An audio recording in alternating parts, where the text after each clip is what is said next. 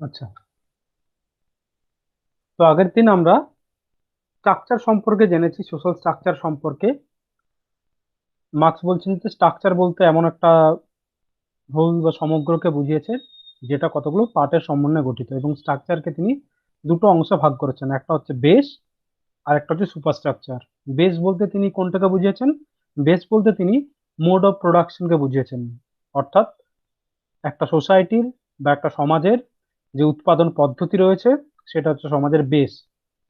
Base হচ্ছে সমাজের mode of production, the economy, অর্থনীতি, এটা হচ্ছে সমাজের বেস।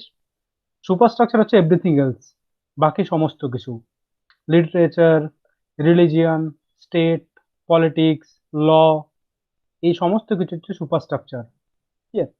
এবং বেস দাঁড়িয়ে রয়েছে সুপারস্ট্রাকচারের উপর। Base determines the superstructure. Base যদি বদলে যায়, সুপারস্ট্রাকচারও বদলে যাবে।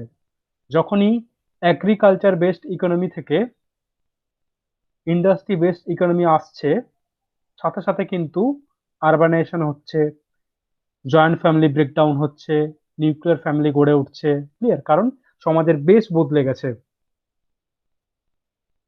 তো মার্কস তাহলে বেস বলতে বুঝিয়েছেন মোড অফ প্রোডাকশন, যেটা হচ্ছে ইকোনমি। ক্লিয়ার? এবং মোড অফ প্রোডাকশনের তিনি দুটো ভাগ করেছেন, একটা হচ্ছে ফোর্সেস অফ প্রোডাকশন আর একটা হচ্ছে relations of production. Forces of production কোনটা? ফোর্সেস অফ প্রোডাকশন হচ্ছে একটা নির্দিষ্ট সমাজে মানুষের স্কিল বা টেকনোলজি, অর্থাৎ যেটার দ্বারা আমরা উৎপাদন করছি, উৎপাদনের জন্য যা যা র মেটেরিয়ালস লাগছে, সেগুলো হচ্ছে ফোর্সেস অফ প্রোডাকশন। যেমন ধরো চাষাবাদের জন্য জমি প্রয়োজন, ট্রাক্টর প্রয়োজন বা লাঙ্গল প্রয়োজন, কিছু লেবার, হিউম্যান লেবার প্রয়োজন, এগুলো হচ্ছে ফোর্সেস অফ প্রোডাকশন, যেগুলোকে ইউজ করে আমরা প্রোডাকশন করছি। আর আরেকটা থাকছে relations of production. Relations of production কোনটা? না, যে কোনো প্রোডাকশনের জন্য যা যা র মেটেরিয়ালস লাগছে, যে যে উপকরণ লাগছে, সেই ম্যাটেরিয়ালস গুলোর ভিত্তিতে, ওই ম্যাটেরিয়ালস গুলোকে বেস করে মানুষের সাথে মানুষের সম্পর্ক। ক্লিয়ার? যেমন চাষাবাদের জন্য ধরো জমি প্রয়োজন, এই জমিটাকে কেন্দ্র করে মানুষের সাথে মানুষের সম্পর্ক। একটা দল হ্যাভ, অর্থাৎ যার জমির মালিকানা রয়েছে, আর একটা শ্রেণী হ্যাভ নট, যার জমির মালিকানা নেই। ক্লিয়ার? অর্থাৎ এই রিলেশনস অফ প্রোডাকশনই কিন্তু ক্লাসকে ডিফাইন করে, যে রুলার কারা হবে, রুলড কারা হবে, সুপার অর্ডিনেট কারা হবে, সাবঅর্ডিনেট কারা হবে, এটা এটা ডিটারমাইন করছে রিলেশনস অফ প্রোডাকশন। যার হাতে উৎপাদনের মালিকানা রয়েছে পুঁজিবাদী সমাজে বা ক্যাপিটালিস্ট সোসাইটিতে, তিনি হচ্ছেন বুর্জোয়া। যাদের হাতে মালিকানা নেই, তারা ওই মালিকের কাছে শ্রম বিক্রি করছে, লেবার বিক্রি করছে, বিক্রি করে জীবন অতিবাহিত করছে। দেয়ার প্রোলেতারিয়েট। ঠিক আছে? এবং মার্কস বলেছেন যে সোসাইটি কন্টিনিউয়াসলি ট্রান্সফর্ম হচ্ছে, সমাজ অনবরত একটা পরিবর্তনের মধ্য দিয়ে এগিয়ে যাচ্ছে, এবং এই পরিবর্তনের কারণ লুকিয়ে আছে মোড অফ প্রোডাকশনের উপর। মোড অফ প্রোডাকশন যদি বদলে যায়, সোসাইটি পরিবর্তন হবে। ঠিক আছে? বা মোড অফ প্রোডাকশনে বলতে গেলে সমস্ত কিছু, মতাদর্শ, রাষ্ট্র, ধর্ম, সবকিছু বদলে যাবে। ঠিক আছে? এবং এই মোড অফ প্রোডাকশনের পরিবর্তনটা হয় কিভাবে? পরিবর্তনটা হয় দ্বন্দ্বের মাধ্যমে, থ্রু রেভলিউশন, থ্রু কনফ্লিক্ট। এটাই ডায়ালেকটিক, যেটা হেগেল থেকে নেওয়া। হেগেল আমরা শুরু করবো, ডায়ালেকটিক্যাল ম্যাটেরিয়ালিজম শুরু করব। তার আগে আমি বলে নিচ্ছি, এইটা জাস্ট একটু আর কথা আছে, যেটা আগের দিন পড়িয়েছিলাম। যেটা বললাম যে এই মোড অফ প্রোডাকশনটা পরিবর্তন হয় মূল বেসিক্যালি দ্বন্দ্বের মাধ্যমে। এই দ্বন্দ্বটা হচ্ছে বিরোধমূলক। এই দ্বন্দ্বটা, দুই ধরনের দ্বন্দ্ব দেখা যায় মোড অফ প্রোডাকশনে। একটা হচ্ছে মালিক আর শ্রমিকের দ্বন্দ্ব, অর্থাৎ শাসক আর শোষিতদের দ্বন্দ্ব। আর একটা হচ্ছে ফোর্সেস অফ প্রোডাকশনের সাথে রিলেশনস অফ প্রোডাকশনের দ্বন্দ্ব। ফোর্সেস অফ প্রোডাকশন কোনটা? উৎপাদনের জন্য প্রয়োজনীয় উপকরণ, একটা নির্দিষ্ট সমাজে মানুষের স্কিল, টেকনোলজি, এগুলো ফোর্সেস অফ প্রোডাকশন। মার্কস বলছেন যে সময়ের সাথে সাথে এগুলো পরিবর্তন হয়, অ্যাডভান্স হচ্ছে, যত দিন যাচ্ছে আমাদের স্কিল, টেকনোলজি এগুলো দ্রুত অ্যাডভান্স হচ্ছে। কিন্তু এই যে অ্যাডভান্সমেন্ট, এটাতে বাধা দিচ্ছে পুরাতন সম্পর্কের মালিকেরা। ঠিক আছে? যেমন ধরো, ফর এক্সাম্পল আমি বলেছিলাম, আগে ধরো গ্রামে ট্রাক্টরের এই গরু বলদের টাঙানো লাঙলে করে চাষ করা হতো। তাহলে যার প্রচুর পরিমাণ বলদ রয়েছে, জমি রয়েছে, টাকা রয়েছে, সে প্রচুর পাওয়ারফুল ব্যক্তি। এবার টেকনোলজিক্যাল ডেভেলপমেন্টের ফলে বলদের টানা লাঙল দিয়ে ট্রাক্টর চলে আসছে। এবার এই যে অ্যাডভান্সমেন্ট, ট্রাক্টর যদি চলে আসে, যার প্রচুর বলদ রয়েছে, লাঙল রয়েছে, তার আর কোনো পাওয়ার থাকবে না, তার কারণ তার কাছে ওগুলো কেউ নেবে না আর, মানুষ ট্রাক্টরের পেছনে ছুটবে। ফলে এই অ্যাডভান্সমেন্টের ক্ষেত্রে এই পুরাতন সম্পর্কের যে মালিক, তিনি বাধা দিচ্ছে। ক্লিয়ার? এবং এই বাধা দেওয়ার ফলে একটা বিরোধ দেখা যাচ্ছে, অর্থাৎ পুরাতন সম্পর্কের মালিকের সাথে ফোর্সেস অফ প্রোডাকশনের একটা বিরোধ দেখা যাচ্ছে। এবং এই বিরোধটা, দ্বন্দ্বের মাধ্যমে নতুন উৎপাদন শক্তি গড়ে উঠছে। ক্লিয়ার? এইভাবে একটা সমাজ বদলে যাচ্ছে। ক্লিয়ার? এগুলো আমরা আগের দিন পড়েছিলাম। আজ এটা বেসিক্যালি হিস্টোরিক্যাল ম্যাটেরিয়ালিজম, যে কিভাবে ইতিহাস হিস্টোরিক্যাল ম্যাটেরিয়ালিজম। এবং আজ যেটা পড়বো সেটা হচ্ছে ডায়ালেকটিক্যাল ম্যাটেরিয়ালিজম বা দ্বান্দ্বিক বস্তুবাদ। খুব ভালো করে এটা জেনে নেবে, ভীষণ ইম্পর্টেন্ট একটা বিষয়। মার্ক্সের পুরো জায়গাটাই দাঁড়িয়ে রয়েছে মূলত এই ডায়ালেকটিক্যাল ম্যাটেরিয়ালিজম আর হিস্টোরিক্যাল ম্যাটেরিয়ালিজমের উপর। মার্ক্সের বিখ্যাত উক্তি, the history of all hitherto existing society, the history of class struggle. এ যাবৎ এ যাবৎকালীন মানব জাতির ইতিহাস হলো শ্রেণী সংগ্রামের ইতিহাস। ঠিক আছে? তো ডায়ালেকটিক্যাল ম্যাটেরিয়ালিজম আজকে আমরা জানবো। মার্ক্সের ডায়ালেকটিক্সের ধারণা মূলত হেগেল থেকে নেওয়া। ঠিক আছে?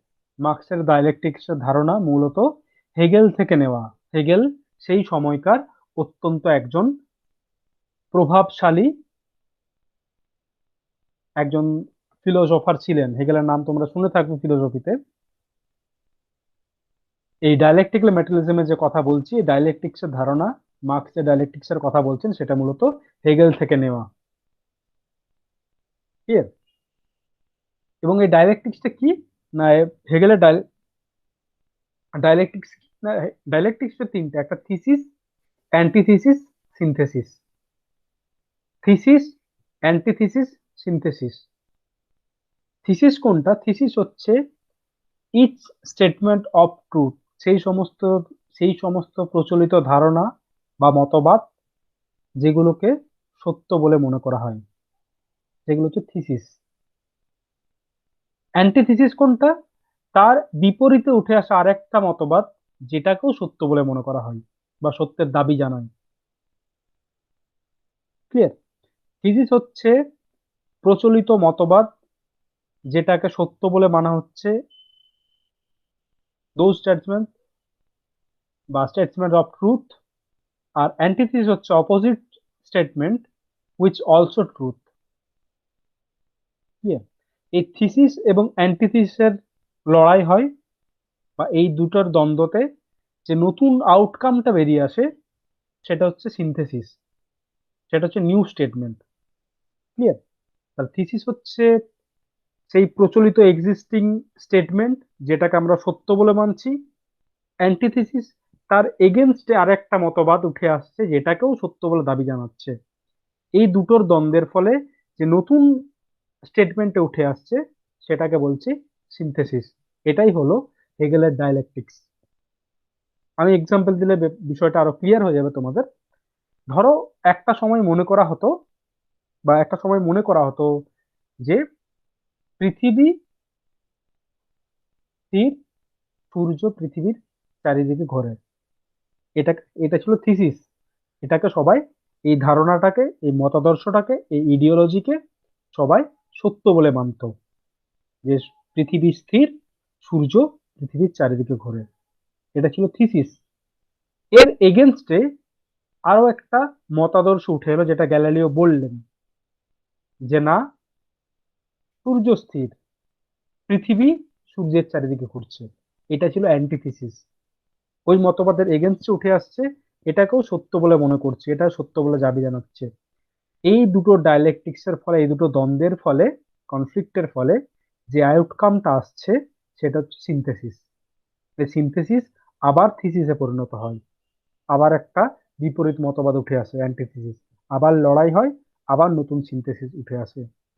ঠিক আছে? এইভাবে ক্রমাগত বা এই এই ডায়ালেকটিক্সটা আমাদের ইডিওলজির জগতে, আমাদের মতাদর্শ জগতে, আমাদের ধারণার জগতে কন্টিনিউয়াসলি চলছে, আমাদের আইডিয়ার জগতে। ক্লিয়ার?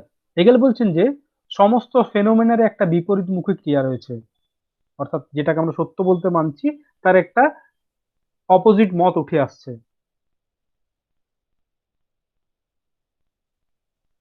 কেউ অহিংস আন্দোলনে বিশ্বাসী, কেউ তার বিপরীতে বলছে না সহিংস আন্দোলনে বিশ্বাসী, অহিংস আন্দোলন দ্বারা কিছু হবে না, সহিংস আন্দোলনের কথা বলছে। একটা থিসিস, তার এগেনস্টটা উঠে আসছে, সে অ্যান্টিথিসিস। দুটোকেই সত্য বলে মনে করা হচ্ছে। থিসিসও সত্য বলে দাবি জানাচ্ছে, তার এগেনস্টে যে মতবাদ উঠে আসছে সেই অ্যান্টিথিসিস, সেটাও কিন্তু নিজেকে সত্য বলে দাবি জানাচ্ছে। এই দুটোর দ্বন্দ্বে যেটা আউটকাম আসছে সেটা হচ্ছে অ্যান্টিথিসিস, সেটা হচ্ছে সিনথেসিস। অর্থাৎ থিসিস অ্যান্টিথিসের দ্বন্দ্বে যে নতুন আউটকাম সেটা সিনথেসিস।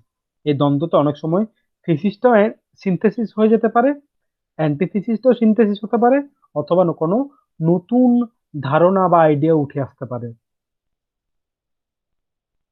ক্লিয়ার?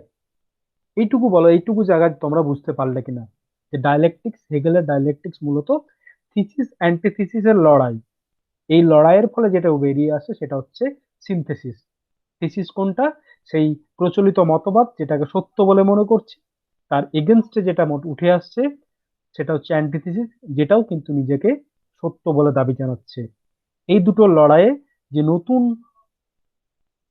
মতাদর্শ বা নতুন আইডিয়া বেরিয়ে আসছে সেটা হচ্ছে সিনথেসিস। ক্লিয়ার? হেগেল বলছেন যে এই ধারণাগুলো, এই আইডিয়াগুলো সবসময় অ্যাক্টিভ থাকে, ক্রিয়াশীল থাকে, এবং আমাদের যুক্তিকে এগিয়ে নিয়ে চলে। এবং একই সাথে আমরা ইতিহাসের সাথে সাথে আমরা আরো যুক্তিবাদী হয়ে উঠছি। কিভাবে? এই থিসিস আর অ্যান্টিথিসিসের লড়াইয়ের ফলে। একটা ধারণা ছিল আজ থেকে 500 বছর আগে, সেটার এগেনস্টে আরেকটা ধারণা উঠে আসছে, সে দুটোর লড়াই হচ্ছে, আবার নতুন ধারণা উঠে আসছে, অ্যান্টিথিস, সিনথেসিস। সিনথেসিস যখনই উঠে আসছে, সবাই সেটাকে মেনে নিচ্ছে, একসেপ্ট করছে, তখনই সেটা কিন্তু থিসিসে পরিণত হচ্ছে, আবার তার এগেনস্টে আর একটা মতাদর্শ উঠে আসছে। এইভাবে আমরা ইতিহাসের সাথে সাথে যে ধারণাগুলো ক্রিয়াশীল রয়েছে, যে ডায়ালেকটিক্সটা চলে আসছে, এর দ্বারাই কিন্তু আমরা ক্রমাগত আরো যুক্তিবাদী হয়ে উঠছি, আমরা আরো যুক্তিবাদী হয়ে উঠছি। ক্লিয়ার? এবার এটুকু বলো, তোমরা বুঝতে পেরেছো কিনা? বলো, স্পিকার অন করে অথবা চ্যাটে বলো কয়েকজন।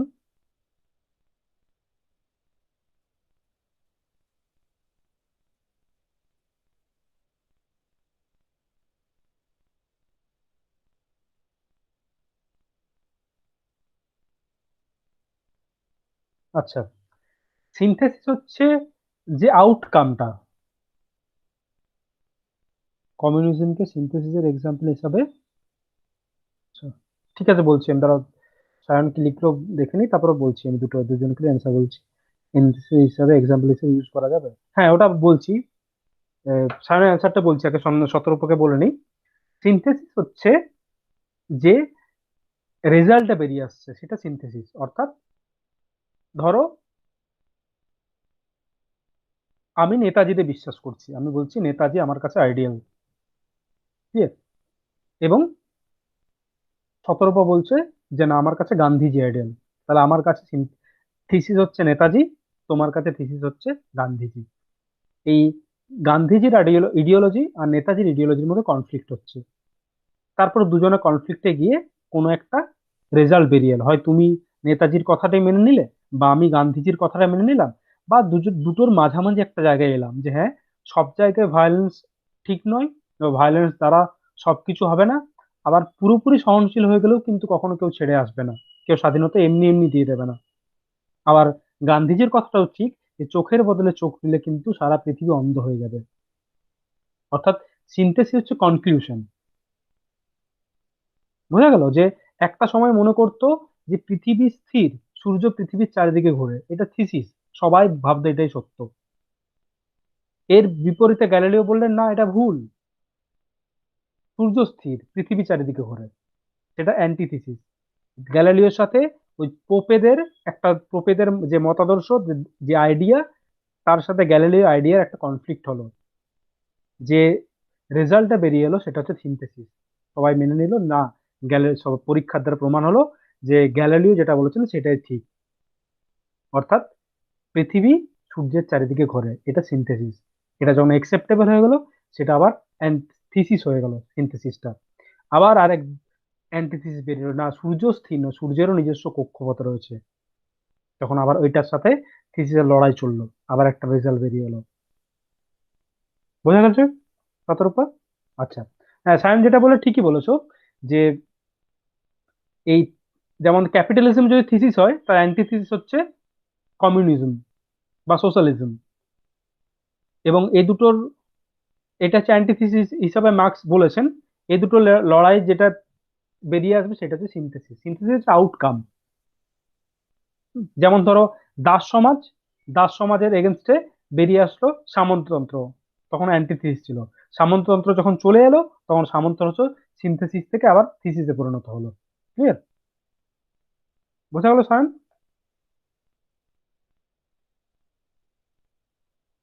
ওকে। এবার হেগেলের সাথে হেগেলের সাথে আমরা মার্কসের ফারাকটা জানবো এবার। তাহলে হেগেলের যে ডায়ালেকটিক্স এর ধারণা, সেটা মূলত ডায়ালেকটিক্যাল আইডিয়ালিজম বলা হয়। হেগেলের ডায়ালেকটিক্সকে ডায়ালেকটিক্স আইডিয়ালিজম বলা হয়। ক্লিয়ার? মার্কস কিন্তু হেগেলের থেকে এই ডায়ালেকটিক্স এর ধারণা গ্রহণ করেছেন, কিন্তু আইডিয়ার ধারণা গ্রহণ করেননি। আবার বলছি, হেগেলের যে তত্ত্ব, সেটাকে সেটাকে বলা হচ্ছে ডায়ালেকটিক্যাল আইডিয়ালিজম। ডায়ালেকটিক্যাল আইডিয়ালিজম অর্থাৎ তিনি আমাদের আইডিয়ার জগতে, আমাদের ধারণার জগতে কিভাবে ডায়ালেকটিক্স এর মাধ্যমে বা এই ডায়ালেকটিক্স থিসিস অ্যান্টিথিসিস যে লড়াই, সেটা আমাদের আইডিয়াল জগতে চলছে, আমাদের মনোজগতে চলছে, আমাদের ধারণার দিকে চলছে। এবং সেইভাবে আমরা ধারণার দিকে আমরা ক্রমশ যুক্তিশীল হয়ে যাচ্ছি। মার্কস কিন্তু ডায়ালেকটিক্সটা নিয়েছে। মার্কস বলছে হ্যাঁ এই থিসিস অ্যান্টিথিসিস লড়াইটা চলে। মার্কস আইডিয়াটাকে গ্রহণ করেনি, মার্কস ম্যাটেরিয়ালকে গুরুত্ব দিয়েছেন। বস্তু জগতে থিসিস অ্যান্টিথিসের লড়াইটাকে গুরুত্ব দিয়েছেন মার্কসের ডায়ালেকটিক্সকে। তাই ডায়ালেকটিক্যাল ম্যাটেরিয়ালিজম বলা হয়। দ্বান্দ্বিক বস্তুবাদ, দ্বান্দ্বিক ভাববাদ নয়। হেগেলেরটা হচ্ছে দ্বান্দ্বিক ভাববাদ। আমাদের ভাব জগতে, আমাদের আইডিয়ার ক্ষেত্রে যে ডায়ালেকটিক্সটা চলে, ডায়ালেকটিক্যাল যে থিসিস অ্যান্টিথিসিস লড়াইটা চলে, যার ফলে আমাদের আইডিয়াগুলো ক্রমশ আরো এগিয়ে চলছে। হেগেল হেগেল বলেছেন এটা। মার্কস বলছেন এই থিসিস অ্যান্টিথিসিস লড়াইটা লড়াইটা তিনি আইডিয়ার ক্ষেত্রে গুরুত্ব দেননি, তিনি গুরুত্ব দিচ্ছেন ম্যাটেরিয়ালের ক্ষেত্রে, বস্তু জগতের ক্ষেত্রে। বস্তু জগতে কিভাবে থিসিস আর অ্যান্টিথিসিস লড়াইটা চলছে। ঠিক আছে? তাই মার্কসের ডায়ালেকটিক্সকে বলা হয় ডায়ালেকটিক্যাল ম্যাটেরিয়ালিজম, দ্বান্দ্বিক বস্তুবাদ। আর হেগেলের ডায়ালেকটিক্সকে বলা হয় ডায়ালেকটিক আইডিয়ালিজম। ক্লিয়ার? আমি বিষয়টা আরো ক্লিয়ার করে দিচ্ছি একটা এক্সাম্পল দিয়ে। হেগেল কি বলবে? হেগেল বলছে যে আমাদের হেগেল বলছে আমাদের বস্তু জগৎ, আমরা যে ম্যাটেরিয়াল ওয়ার্ল্ড দেখছি, সেটা আমাদের ভাব জগৎ দ্বারা প্রভাবিত হয়। ভাব জগৎ বলতে আমাদের আইডিয়া দ্বারা প্রভাবিত হয়। ঠিক আছে? আমাদের ম্যাটেরিয়াল ওয়ার্ল্ড বা আমাদের বস্তু জগৎ আমাদের ভাব জগৎ বা আইডিয়াল ওয়ার্ল্ড দ্বারা প্রভাবিত হয়। ফর এক্সাম্পল, আমরা এরোপ্লেন তৈরির অনেক আগে এরোপ্লেনের নকশা তৈরি করেছিলাম। অর্থাৎ এরোপ্লেনের নকশাটা আমাদের মাথায় এসেছিল, আইডিয়াটা, যে আইডিয়াকে আমরা ম্যাটেরিয়ালের রূপ দিয়েছি। ক্লিয়ার? এটা হচ্ছে অ্যাজ পার হেগেল। হেগেল বলছেন আমাদের ম্যাটেরিয়াল ওয়ার্ল্ডের আগে যে ম্যাটেরিয়ালটা আমাদের মাইন্ডে আসে। ক্লিয়ার? আমরা আমাদের মাইন্ডে যে আইডিয়াটা আসছে, সেটাকে আমরা ম্যাটারের রূপ দিচ্ছি, সেটাকে বস্তুতে রূপ দিচ্ছি। বাড়ি করার আগে একটা ব্লু প্রিন্ট তৈরি করে নিচ্ছি আমরা। বাড়ি, আমরা এরোপ্লেন তৈরি করার আগে এরোপ্লেনের নকশা বানাচ্ছি। এটা হচ্ছে হেগেলের ধারণা। মার্কস বলছেন আইডিয়াটা তো আকাশ থেকে পড়ে না। এই যে আমরা বলছি যে এরোপ্লেন তৈরির আগে এরোপ্লেনের নকশা বানাচ্ছি, এরোপ্লেনের আইডিয়াটা আমাদের মাথায় আসছে, আইডিয়াটা আকাশ থেকে পড়ে না। আইডিয়াটা এসেছে পাখি ওড়াকে দেখে। বাকিটা একটা ম্যাটার।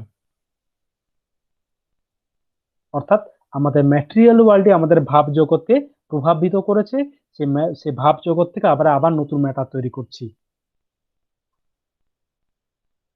ক্লিয়ার? মার্কস বলছেন idea is nothing else than the material world reflected by human mind. যে আমরা, হেগেল বলছেন যে আমরা এরোপ্লেন তৈরির অনেক আগে এরোপ্লেনের নকশা বানিয়েছিলাম। মার্কস বলছেন নকশাটা আকাশ থেকে পড়েনি, নকশাটা বেরিয়েছিল পাখি ওড়াকে দেখে, যে একটা পাখি কিভাবে উড়ে যাচ্ছে, সেই স্ট্রাকচারটা কেমন দেখতে হয়, আমরা ওই স্ট্রাকচার এরোপ্লেনের নকশা বানিয়েছি। অর্থাৎ আমাদের ম্যাটেরিয়াল থেকেই কিন্তু ম্যাটেরিয়াল ওয়ার্ল্ড আমাদের আইডিয়াকে প্রভাবিত করে। Idea is nothing else than the material world reflected by the human mind. Clear? ঠিক মার্কস বলছেন যে matter is not a product of mind, on the contrary mind is the simply most advanced product of matter. আমাদের মস্তিষ্কই ম্যাটারের সব থেকে advanced product. বস্তু জগতের সব থেকে অ্যাডভান্সড প্রোডাক্ট হচ্ছে আমাদের মস্তিষ্ক। বোঝা গেল বিষয়টা? তাহলে হেগেলের সাথে মার্কসের ডায়ালেকটিক্স এর ফারাকটা কথা। হেগেল ডায়ালেকটিক্যাল আইডিয়ালিজমের কথা বলেছেন। আমাদের আইডিয়ার ক্ষেত্রে আমাদের ভাব জগতের কি ডায়ালেকটিক্সটা কিভাবে দেখা যায়, কিভাবে থিসিস সিনথেসিসের লড়াইটা চলে, মার্কস সেটা ম্যাটারকে বেশি গুরুত্ব দিয়েছেন, বস্তুকে বেশি গুরুত্ব দিয়েছেন, ম্যাটেরিয়ালকে বেশি গুরুত্ব দিয়েছেন।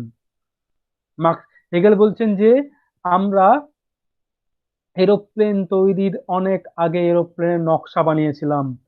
মার্কস বলছেন নকশাটা আকাশ থেকে পড়ে না, আইডিয়াটা আকাশ থেকে পড়ে না, এরোপ্লেনের নকশা আমরা পাখি ওড়াকে দেখে তৈরি করেছিলাম। ক্লিয়ার? অর্থাৎ আমাদের বস্তু জগৎই আমাদের ভাব জগৎকে প্রভাবিত করে। বোঝা গেল বিষয়টা? বলো এবার তোমরা, তারপর আমি বলছি পোস্টুলেট গুলো ডাইরেক্টলি মেথডের।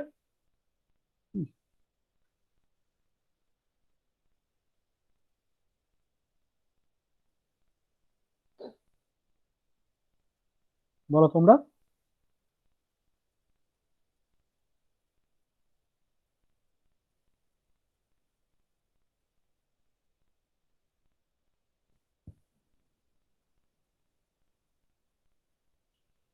চ্যাটে লেখো বা স্পিকার অন করেও বলতে পারো। না বললে আমি তো বুঝতে পারছি না তোমরা আদৌ বুঝতে পেরেছো আর শুনতে পাচ্ছ কিনা।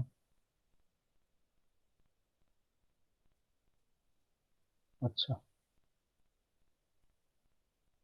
ওকে। কারো কোনো সমস্যা থাকলে বলতে পারো, হ্যাঁ? নাহলে আমি নেক্সট টপিকে যাচ্ছি। ওকে, তাহলে আমরা এবার মার্কসের যে ডায়ালেকটিক্যাল মেথডের কথা বললাম, ডায়ালেকটিক্যাল ম্যাটেরিয়ালিজম, তার মেন বেসিক পোস্টুলেট গুলো জানবো আমরা, হ্যাঁ? তার মূল উপপাদ্যগুলো বা মূল ক্যারেক্টারিস্টিক্স গুলো জানবো।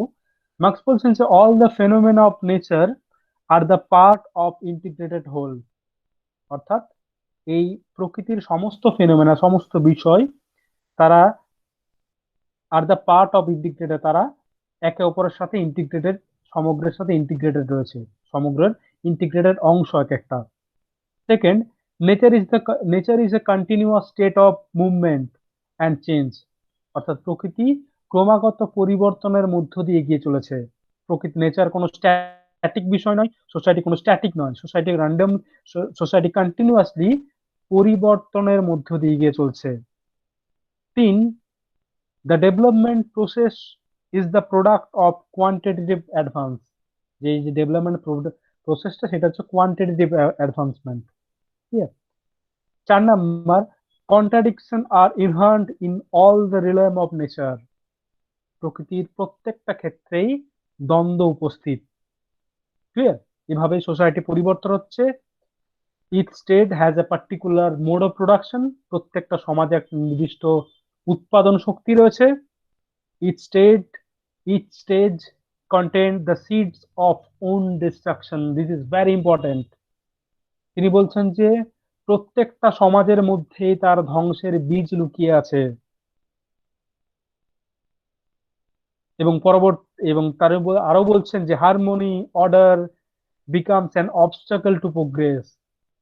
সংহতি, শৃঙ্খলা, এই যে ক্রিয়াবাদীদের যে বক্তব্যগুলো, এগুলো বলছে সমাজ পরিবর্তনের ক্ষেত্রে বাধা দেয়। এবং যে পয়েন্টটা বললাম ইম্পর্টেন্ট, সেটা একটু ইলাবোরেট করছি আমি। যে মার্কস বলছেন যে it stage content the seed of own destruction. প্রত্যেকটা সমাজে তার সমাজের মধ্যে তার ধ্বংসের বীজ লুকিয়ে আছে, অর্থাৎ প্রত্যেকটা সমাজের ধ্বংসের কারণ সেই সমাজের মধ্যেই রয়েছে। ঠিক আছে, আমরা ডায়ালেকটিক্যাল ম্যাটেরিয়ালিজম জানলাম, আমরা মোড অফ প্রোডাকশনের দ্বন্দ্বগুলো জানলাম, এবং একইভাবে দ্বন্দ্বের মধ্য দিয়ে সোসাইটি পরিবর্তন হচ্ছে। দাস সমাজ, সামন্ততন্ত্র বা স্লেভারি, ফিউডালিজম, ক্যাপিটালিজম এবং সোশ্যালিজম বা কমিউনিজম আসবে বলে মার্কস স্বপ্ন দেখেছেন। ঠিক আছে, এই যে ইচ স্টেজ যেটা বললেন যে প্রত্যেকটা সমাজের মধ্যে ধ্বংসের বীজ লুকিয়ে আছে, সেটা কি না, মার্কস বলছেন যে এই যে ক্যাপিটালিজম, ক্যাপিটালিজম ধর্ম বা এই যে, আমি সোসাইটি স্টেজগুলো তোমাদের বলে দিচ্ছি। প্রথম সোসাইটি তিনি বলেছেন সেটা হচ্ছে প্রিমিটিভ সোসাইটি, প্রিমিটিভ কমিউনিজম যেটাকে বলছে, আদিম সাম্যবাদী সমাজ। সেখানে কোনো ক্লাস ডিভিশন ছিল না, শ্রেণীবিভাগ ছিল না, যার যতটুকু প্রয়োজন সে ততটুকু উৎপাদন করত। এরপরে আসছে দাস সমাজ বা স্লেভারি। স্লেভারি কারা? স্লেভ কারা? যারা যারা যুদ্ধে হেরে যেত তাদেরকে স্লেভ করা হতো। এবং দাস প্রভু ছিলেন, মাস্টার ছিলেন এবং স্লেভ। তো মাস্টার্স এবং স্লেভ। সোসাইটি চেঞ্জ হলো কিভাবে না, দাস যারা স্লেভস তারা তাদের উপর দাস প্রভুরা প্রচুর অত্যাচার করতো, শোষণ, এক্সপ্লয়েট করতো। এবং একটা সময় পর কৃতদাসরা বা স্লেভ যারা তারা দাস প্রভুদের এগেনস্টে রেভলিউশন করলো, সোসাইটি চেঞ্জ হলো। নেক্সট আসছে ফিউডালিজম, যেখানে দুটো ক্লাস দেখা যাচ্ছে, একটা হচ্ছে জমিদার আর একটা হচ্ছে বা একটা সামন্ততন্ত্র, আর একটা হচ্ছে ভূমিহীন কৃষক, ল্যান্ডলেস লেবার। ঠিক আছে, এই ল্যান্ডলেস লেবার যারা, তাদের উপর প্রচন্ড অত্যাচার করতো জমিদাররা। এবং একটা সময় কৃষকেরা, ল্যান্ডলেস লেবার যারা, তারা জমিদারদের বিরুদ্ধে বিদ্রোহ করলো। পরবর্তী ক্যাপিটালিজম এলো। এখানেও বেসিক্যালি দুটো শ্রেণী দেখা যাচ্ছে, একটা বুর্জোয়া বা ক্যাপিটালিস্ট, আর একটা প্রোলেতারিয়েট বা ওয়ার্কিং ক্লাস। এখানেও বুর্জোয়া যারা, যারা ক্যাপিটালিস্ট, তারা ওয়ার্কিং পিপলদের বা প্রোলেতারিয়েটদের এক্সপ্লয়েট করে। মার্কস স্বপ্ন দেখেছেন একটা সময় পর, একটা সময় আসবে যেখানে এই প্রোলেতারিয়েটরা রাষ্ট্র দখল করবে, ক্যাপিটালিজমের এগেনস্টে রেভলিউশন আনবে, এই সোসাইটি ফল হবে, এই সোসাইটি ভেঙে পড়বে। পরবর্তী সোশ্যালিজম আসবে, যেখানে কোনো ক্লাস ডিভিশন থাকবে না, যেখানে কোনো এক্সপ্লয়টেশন থাকবে না। প্রত্যেকে নিজের প্রয়োজন অনুসারে উৎপাদন করবে, উৎপাদন প্রক্রিয়া অংশগ্রহণ করবে, পিসফুলি থাকবে। ঠিক আছে, এই যে বললাম যে প্রত্যেকটা সমাজের মধ্যে একটা ধ্বংসের বীজ লুকিয়ে আছে, সেই বিষয়টা কি? ধরো ক্যাপিটালিজম। ক্যাপিটালিজমে দুটো শ্রেণী, একটা হচ্ছে মালিক, শ্রমিক। সমাজ ভাঙবে কখন? যখন শ্রমিকেরা মালিকের বিরুদ্ধে বিদ্রোহ করবে, অর্থাৎ ধ্বংসের কারণ শ্রমিকেরা। শ্রমিকেরা ওই সমাজের মধ্যেই রয়েছে, যেন বলছে এটাকে নেগেশন অফ নেগেশন বলা হচ্ছে। প্রত্যেকটা সমাজের ধ্বংসের বীজ সে সমাজের মধ্যে লুকিয়ে আছে। দাস সমাজ ভেঙেছিল, দাস কৃতদাসরা যখন দাস প্রভুদের এগেনস্টে বিদ্রোহ করেছিল। এইভাবে সোসাইটি গুলো চেঞ্জ হচ্ছে, প্রিমিটিভ সোসাইটি থেকে স্লেভ সোসাইটি, সেখান থেকে ফিউডালিজম, ক্যাপিটালিজম এবং সোশ্যালিজম আসবে বলে মার্কস স্বপ্ন দেখেছেন। ক্লিয়ার? বোঝা গেল বিষয়টা? আজ এটাই থাক, নেক্সট দিন আমরা ক্যাপিটালিজম পড়বো।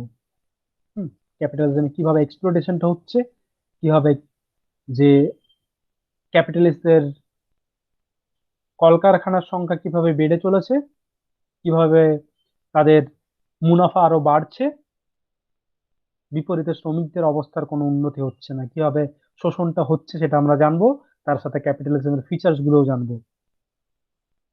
ঠিক আছে? তো তোমরা বলো এবার, তোমাদের কোনো অসুবিধা আছে কিনা বা কোনো জায়গায় বুঝতে পারছো কিনা।